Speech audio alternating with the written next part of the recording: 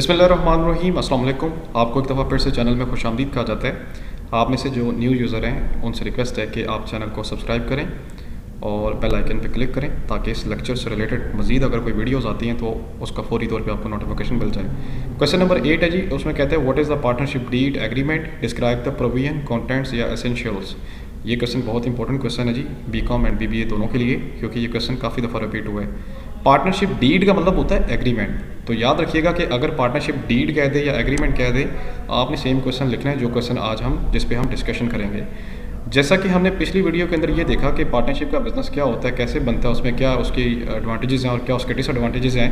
आज हम ये देखेंगे कि अक्सर पार्टनरशिप के ऐसे बिजनेसेस होते हैं जो कि वो रजिस्टर्ड करवाना चाह रहे होते हैं, तो उनके लिए प्रॉपर एक एक्ट, एक लॉ मौजूद है जिसके तहत वो अपने बिज़नेस को, अपने एग्रीमेंट को रजिस्टर करवाते हैं। कहते हैं partnership deed means agreement, it is the most important document in which all the conditions are clearly written, such as contract is also called the article of ownership और article of partnership. It must be signed by the all partners. It is advisable that each partner should have a copy of the deed.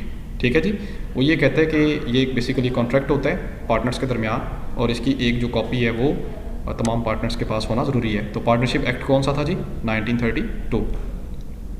Essential elements की बात कर रहे हैं जी, partnership deed के अंदर क्या क्या चीज़ें होती हैं। वो जो रिटन एग्रीमेंट होता है ना दो पार्टीज़ के दरमियान, एक पार्टी इधर बैठी होती है, एक दूसरी साइड पे आमने सामने बैठे होते हैं, और एक स्टाम्प फरोश बैठा होता है जो कि उनकी डील करवा रहा होता है, या लॉयर बैठा होता है जो कि उनका एग्रीमेंट लिखवा रहा होता है। उस एग्रीमेंट के पेपर के अंदर क्या क्या चीज़ें होती हैं? सबसे पहले कहते हैं नेम ऑफ फर्म जी। उस डीड के अंदर पार्टनर्स की फर्म का नेम होता है जी, जिस फॉर एग्जांपल ABC ऑर्गेनाइजेशन या ABC लिमिटेड रखा हुआ है।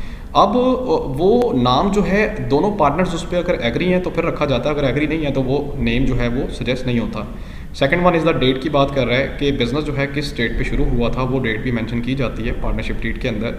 Third one is the nature of business की बात कर रहा है जी, बिज़नेस किस नेचर का है उस नेचर को भी बताया जाता है, एक्सप्लेन किया जाता है कि क्या हम फूड्स का बिज़नेस स्टार्ट कर रहे हैं, पेरिशेबल गुड्स का बिज़नेस स्टार्ट कर रहे हैं, फार्मेसी का बिज़नेस कर रहे हैं, या जनरल स्टोर का बिज़नेस कर रहे हैं। नेचर ऑफ बिज़नेस बताना ज़रूरी होता है। ये ना हो कि पेरिशेबल गुड्स का आपने बिज़नेस करना है, जैसे दूध दही वगैरह होता है, और बाहर में आप जनरल स्टोर के आइटम सेल कर रहे हो, तो ऐसा नहीं होता, वो फिर पार्टनरशिप डीड के अगेंस्ट बात चली जाती है।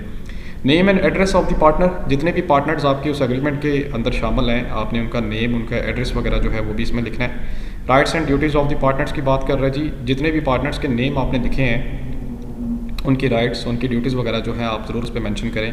6 is the profit and loss sharing ratio की बात कर रहा है। तमाम पार्टनर्स जो हैं वो profit and loss sharing ratio भी उसके अंदर, उस एग्रीमेंट के अंदर मेंशन की जानी चाहिए कि मिस्टर ABCD अगर आ रहे हैं तो ये कितना कैपिटल लेकर आ रहे हैं और इनके कैपिटल के अकॉर्डिंग इनको कितना प्रॉफिट मिलेगा और कितना लॉस ये शेयर करेंगे। ठीक है, ये पार्टनरशिप वाला एक क्वेश्चन जो है अकाउंटिंग के अंदर भी पढ़ाया जाता है, जिसमें आप रेशोज़ निकालते हैं। जल्द इंशाल्लाह ये आप टॉपिक भी पढ़ेंगे उसमें। प्रोसीजर ऑफ एडमिशन्स की बात कर रहा है। पार्टनरशिप बिजनेस के अंदर अगर कोई नया पर्सन आपने ऐड करना है तो वो किस तरीके से ऐड होगा, ये भी उस रिटन एग्रीमेंट के अंदर बात लिख दी जाती है, जो पार्टीज़ आमने सामने बैठ के एग्रीमेंट फाइनल कर रही होती हैं। प्रोसीजर ऑफ रिटायरमेंट की बात कर रहा है जी, अगर पार्टनरशिप के बिज़नेस में कोई पार्टनर रिटायर होना चाहता है तो उसके रिटायरमेंट का प्रोसीजर क्या होगा, क्या वो बाकायदा तौर पे नोटिफाई करेगा या विदाउट नोटिफिकेशन भी बिज़नेस से रिटायर्ड हो सकता है। अमाउंट ऑफ कैपिटल की बात कर रहा है जी, हर पार्टनर की तरफ से कितनी अमाउंट कम से कम जो है वो कंट्रीब्यूट की जाएगी, ये बात भी जो है ये लिख दी जाती है। अक्सर औक़ात ये भी लिखा जाता है जी, कम से कम इतनी अमाउंट ला सकते हैं, ज़्यादा से ज़्यादा इतनी ला सकते हैं, और इतना इतना जो है प्रॉफिट एंड लॉस की शेयरिंग रेशो हो सकती है, ये भी उस डीड के अंदर बात मेंशन कर दी जाती है। द अमाउंट ऑफ ड्राइंग की बात कर रहा है जी, ड्राइंग बेसिकली क्या होती है? ड्राइंग वो अमाउंट होती है, वो चीज़ें होती हैं जो ज़ाती इस्तेमाल के लिए कारोबार से निकलवाई जाती हैं। तो ये बात मेंशन की जाती है जी, आप कारोबार में से कितने पैसे अपने ज़ाती इस्तेमाल के लिए निकलवा सकते हैं ज़्यादा से ज़्यादा। ठीक है, तो वो बात अलाउ कर दी जाती है। अमाउंट ऑफ सैलरी की बात कर रहे हैं। अच्छा, इसमें एक बात ये भी लिखी जाती है कि अगर दो पार्टनर्स फॉर एग्जांपल अपनी इन्वेस्टमेंट कर रहे हैं कारोबार के अंदर, तो एक पार्टनर कहता है ठीक है जी मैं वहाँ पे जॉब भी करूँगा, तो उसकी सैलरी डिसाइड की जाती है कि सैलरी मैक्सिमम आप कितनी ले सकते हैं। अकाउंटिंग पीरियड की बात कर रहे हैं जी, अकाउंटिंग पीरियड से मुराद ये है कि आपने ये मैंशन करना होता है कितने एक साल के अंदर कितने महीने, मतलब आपके बिज़नेस के अंदर जो एक्टिविटीज़ हैं वो कंप्लीट होंगी, जैसा कि प्रॉफिट एंड लॉस आप निकालेंगे। ठीक है, फॉर एग्जांपल अगर आपने 30 जून को कारोबार शुरू किया था तो उसका हिसाब किताब जो है वो जुलाई में आप निकालेंगे करेंगे, या सॉरी 1 जुलाई से अगर आपने स्टार्ट किया था तो 30 जून को आप हिसाब किताब करना शुरू कर देंगे उसका। ये सारी की सारी जो चीज़ें हैं ये पार्टनरशिप डीड के अंदर मेंशन की जाती हैं। चेंजेस की बात कर रहे हैं जी। चेंजेस से मुराद ये है कि अगर आप अपने बिज़नेस के अंदर थोड़ी सी टर्म्स एंड कंडीशंस चेंज करना चाहते हैं तो वो कैसे करेंगे, उसका मेथड या उसका प्रोसीजर क्या होगा, ठीक है। उसके बाद ड्यूरेशन की बात है जी, आपका जो पार्टनरशिप वाला बिज़नेस है ये कितने अरसे के लिए चलेगा, क्या ये 5 साल के लिए चलेगा, 10 साल के लिए चलेगा या 15 साल के लिए चलेगा। डीलिंग बैंक की बात कर रहे हैं जी। डीलिंग बैंक से मुराद ये है कि किस बैंक से आपके ऑपरेशन जो है वो डील होंगे, क्या वो HBL होगा, ABL होगा, स्क्री का होगा, सॉरी MCB का होगा, जो भी बैंक है वो आप मेंशन कर देते हैं और कौन सा पार्टनर उससे डील किया करेगा। आप जनाब उस पार्टनर का नाम भी लिख देते हैं जो बैंक से जाके अपनी प्रोसीडिंग वगैरह करेगा। लोकेशन की बात करें जी, आपका जो बिज़नेस है उसकी लोकेशन क्या होगी, किस जगह पे वो आप उसको बनाएंगे। आपने ये लोकेशन भी जो है आपने पार्टनरशिप के बिज़नेस के अंदर मेंशन करनी होती है ताकि ये बात कंफर्म हो जाए कि क्या आप मेन पे बैठे हुए हैं या अंदर किसी गली में है। स्टेटमेंट ऑफ डिस्प्यूट्स की बात कर रहे हैं। स्टेटमेंट डिस्प्यूट से मुराद ये है कि during the conduct of the business और डिस्प्यूट में भी अराइज, झगड़ा आ सकता है जी कारोबार के दौरान। अब method of settlement, sorry statement में पढ़ रहा था सेटलमेंट है।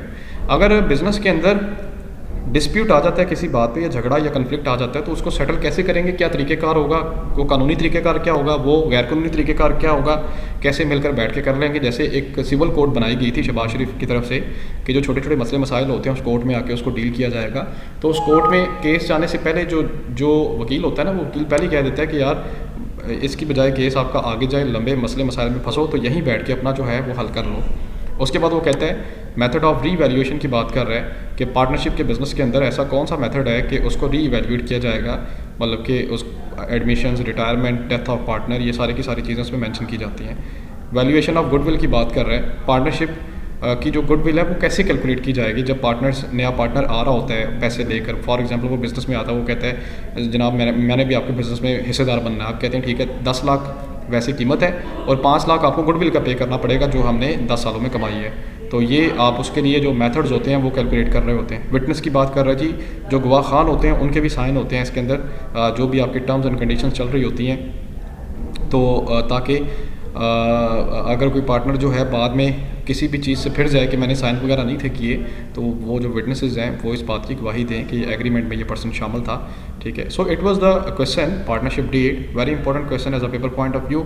आपने ये ज़रूर अच्छे तरीके से कर लेना है। नोट्स जो हैं ये प्रोवाइड कर दिए गए हैं मेरी तरफ से, मैं इसका भी लिंक शेयर कर दूँगा इंशाल्लाह। और जाते जाते वीडियो को आपने लाइक ज़रूर करना है। दुआओं में याद रखें, अपना ख्याल रखें जी। अल्लाह हाफ़िज़।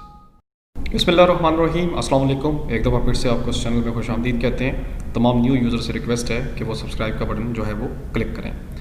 उसके बाद जी हम अपना क्वेश्चन स्टार्ट करते हैं जी। इंट्रोडक्शन टू बिजनेस के अंदर क्वेश्चन नंबर 9 है, वो कहता है explain the procedure of registration of the partnership firm, what are the advantages and also explain the effect of non registration. कि अपनी फॉर्म को रजिस्टर्ड करवाने का जो प्रोसीजर है वो क्या है और जो फॉर्म्स रजिस्टर्ड नहीं होती उसके क्या क्या डिसएडवांटेजेस होते हैं। One of the most important question in introduction to business. पिछला क्वेश्चन भी इंपॉर्टेंट था, ये क्वेश्चन भी इंपॉर्टेंट है। रजिस्ट्रेशन ऑफ द फॉर्म से क्या मुराद है? कहते हैं registration means to record the name of the firm with the registrar of the partnership form.